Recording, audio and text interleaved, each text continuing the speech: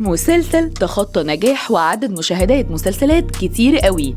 المسلسل حطم الأرقام القياسية وبقى ترند رقم 1. مسلسل جعفر العمدة بطولة الفنان محمد رمضان فاجئ الجمهور وبقى ترند مواقع التواصل الاجتماعي بعد عرضه. وتخطى نجاح مسلسلات محمد رمضان على مدار السنين اللي فاتت كلها. كل سنة في شهر رمضان الكريم محمد رمضان بيعمل مسلسلات الجمهور كله بيحكي عنها، لكن السنة دي فعلا فاق كل التوقعات ومسلسله بقى ترند أول ونسبة المشاهدة كانت عالية.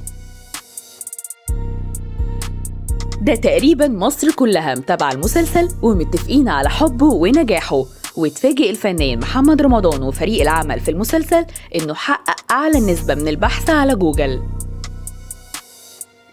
ومش بس من الجمهور المصري، لا ده كمان من الجمهور العربي على مستوى البلاد العربية كلها. وده طبعا بسبب اهتمام الجمهور بأحداث المسلسل واللي قايمة على الإثارة والتشويق وإثارة فضول الجمهور. وكل يوم الجمهور بيستنى الحلقة الجديدة اللي هتتعرض من المسلسل.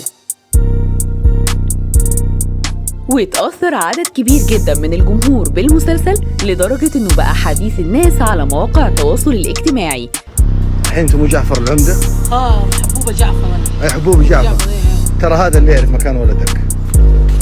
ولدي حي ولا ميت قول لي. وبعد النجاح الكبير اللي حققه المسلسل بعد عرضه، نشر الفنان محمد رمضان صورة من مسلسل جعفر العمدة كتب عليها سجل أعلى نسبة بحث المسلسل العربي في تاريخ موقع جوجل، وعلق على الصورة وقال الحمد لله.